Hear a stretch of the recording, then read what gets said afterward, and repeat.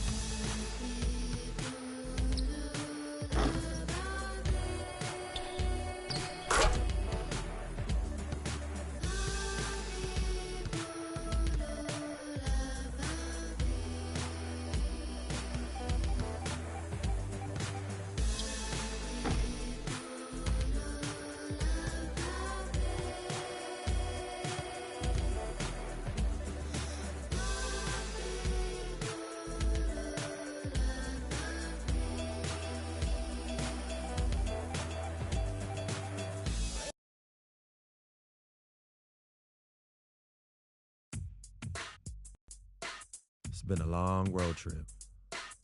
Last game is tonight, and I know I want to get out of here with the win. We'll be back in front of the home crowd soon, but now's not the time to be looking ahead. I need to step up my game and help this team get it done. No excuses.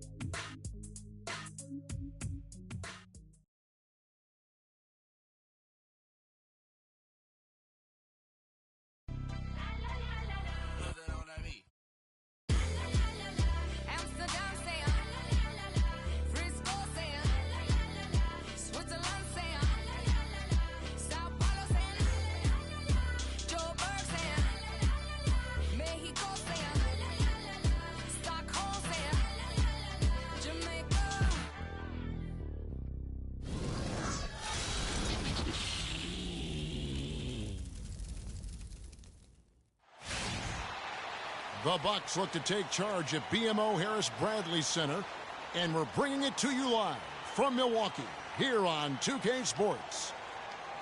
For the Miami Heat, they come in off a loss to the Nets. And it wasn't just about the bad shooting. It was really more so about the bad offense. They just didn't execute well. The screens weren't there. The spacing was poor.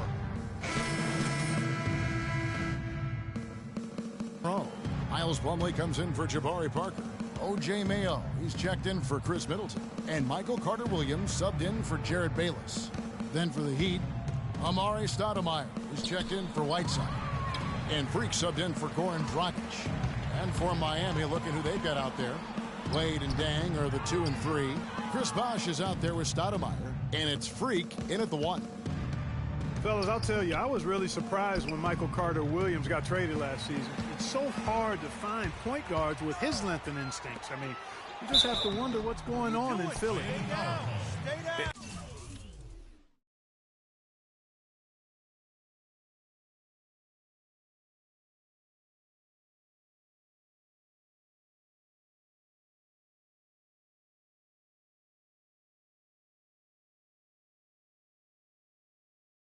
And guys, when you look at O.J. Mayo's statistics over the past few years, nothing really stands out.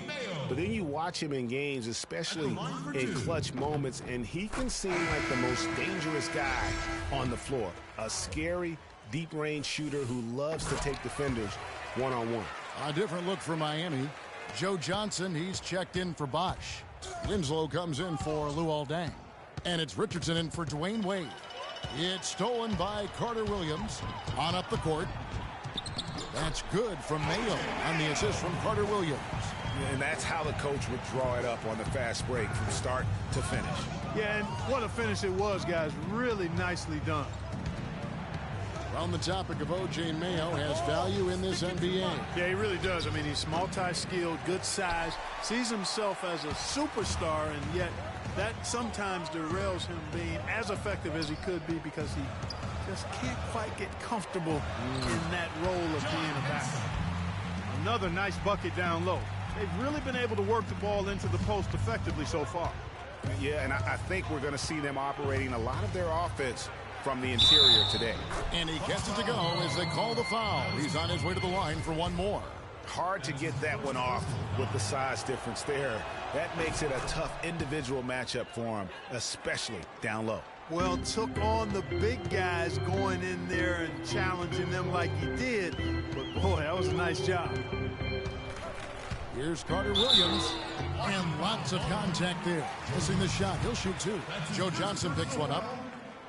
And when it comes to Michael Carter Williams, guys, I feel like people either love him or they don't buy him at all. I mean, he has the size. He's a good athlete. Plays hard. But he's also had some injuries, and he's been very inconsistent at times. Well, going back to Michael Carter Williams, he is a polarizing prospect. For example, Greg, and you played the position, he gives you a lot of assists, but he also averages over 4 turnovers a game. That was just last year. Yeah, that's true. And he gives you plenty of rebounds and steals as well. But sometimes the shot also, Kevin, not necessarily where you'd like it to be. At times he couldn't throw a rock in the ocean. This guy just really struggled. But the talent is there. It's just going to take some time for him to mature. And the jury's really still out on him. So for the Bucks, their last game, a loss to the Grizzlies in Memphis.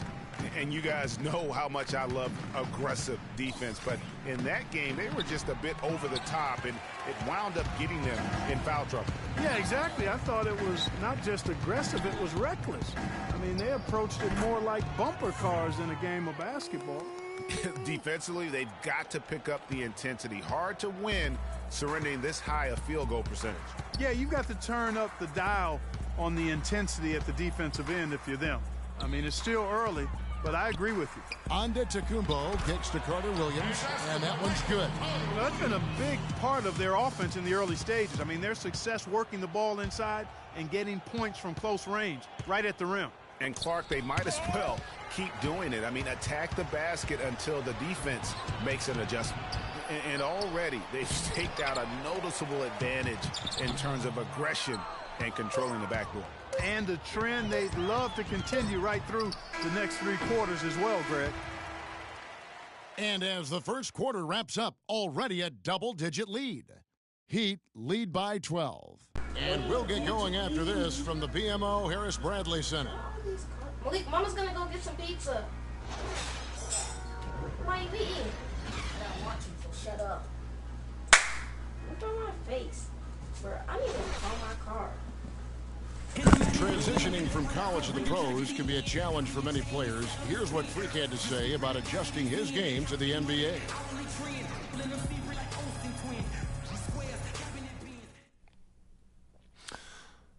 The biggest difference is endurance, both mentally and physically. The college season is what, 30, 40 games max? That's not even halfway through an NBA season. Plus, you're playing against the best talent every night. I'm just trying to put in work, get in the gym, study film, and prepare myself for each and every game.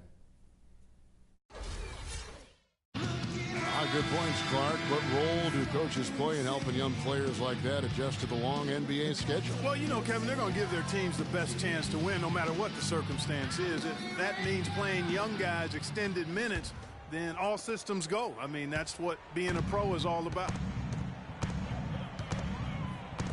Welcome back, everyone. A lopsided first quarter in the books already as we start the second quarter. And guys, what do you think about the offensive approach we've seen so far for the Heat? Well, I'll tell you what, they must have had a good shoot-around because they've been fantastic from long range so far, fellas. And also knocking down the mid-range because they're making good decisions with the basketball. They've got Jabari Parker. Jared Bayless is out there with Michael Carter Williams. Then it's Chris Middleton. And it's Monroe in at the 5 spot. That's the 5 on the floor for the Bucks. And he gets it to go. Middleton's got it back down to within single digits for Milwaukee. You know, there's no better sign of how efficiently a team is operating than their assist numbers. And theirs are fantastic. Just beautiful when they play the game like this. And Doris Burke has something for us. Hey, Doris. Well, Kev, Freak in the last...